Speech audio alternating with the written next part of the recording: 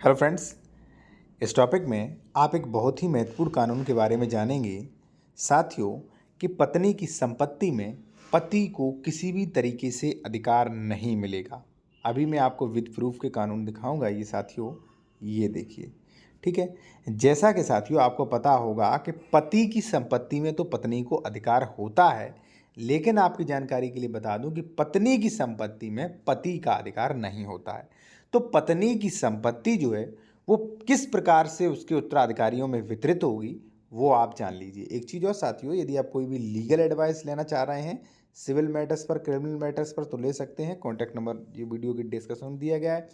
और अगर मान लीजिए आप ज़मीन खरीद रहे हैं उत्तर प्रदेश में, तो डॉक्यूमेंट्स भी चेक करवा सकते हैं कि ज़मीन विवादित तो नहीं, किसी प्रकार से ज़मीन गलत तो नहीं। साथियों मैं एक चीज़ आपको बता दूं कि जब आप ये कानून देखेंगे तो देखिए दो कानून हैं, ठीक है। एक, अगर पुरुष मरता है, ठीक है, तब उसका उत्तराधिकार क्रम किस प्रकार से बटेगा, ठीक है। और एक, स्त्री मरती है तो अब पुरुष का तो ये है भाई कि जैसे मान लीजिए पुरुष अगर एक्सपायर होता है तो उसकी जो भी मान लीजिए विधवा पत्नी है, बच्चे हैं, सबको मिलेगा।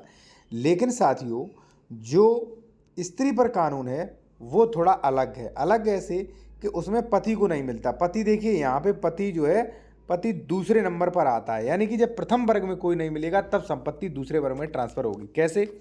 देखिए, अगर कोई स्त्री एक्सपायर होती है, स्त्री, ठीक है, तो स्त्री के मर जाने के बाद उसकी संपत्ति उसके पुत्र को मिलेगी, या थर्ड जेंडर संतान, या अविवाहित पुत्री, या मान लीजिए पुत्र नहीं है, पुत्र एक्सपायर हो गया तो उसके पुत्र के पुत्र को मिलेगी, ठीक है, ठीक। और मान लीजिए अगर उसका पुत्र जीवित नहीं है तो उसके पुत्र के पुत्र या जो भी जीवित है उसको कितने भी शाखा में नीचे हो उसको मिलेगी। मान लीजिए साथियों कि अगर उस पत्नी का कोई भी पुत्र या पुत्री, अविवाहित पुत्री या पुत्र का जो पुत्र मर चुका है उसका कोई भी पुत्र नहीं है, तब उसकी संपत्ति जो है पति को मिलेगी। वरना अगर उसका कोई भी स्त्री एक्सपायर हुई है, उसका पुत्र जिंदा है, ठीक है, थर्ड जेंडर संतान, अविवाहित पुत्री, तो ऐसी कंडीशन में पति को संपत्ति नहीं मिलेगी।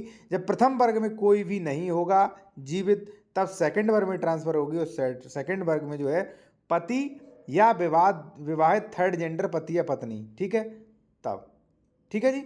फिर उसके बाद पति भी नहीं है तो विवाहित पुत्री को, ठीक है।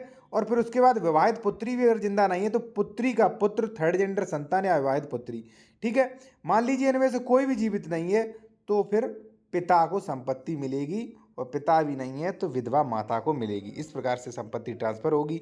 और यदि आपको कोई कानूनी सलाह लेनी है तो कॉन्टैक्ट नंबर वीडियो के डिस्क्रिप्शन में दिया गया है। और वीडियो अगर आपको थोड़ा भी नॉलेजेबल लगा हो, कुछ काम आने वाला है, तो आप वीडियो को लाइक करिए और हमारे टेलीग्राम चैनल को भी ज्वाइन करिए, जिससे आपको ये कानून PDF के रूप में फ्री में प्राप्त होते रहें।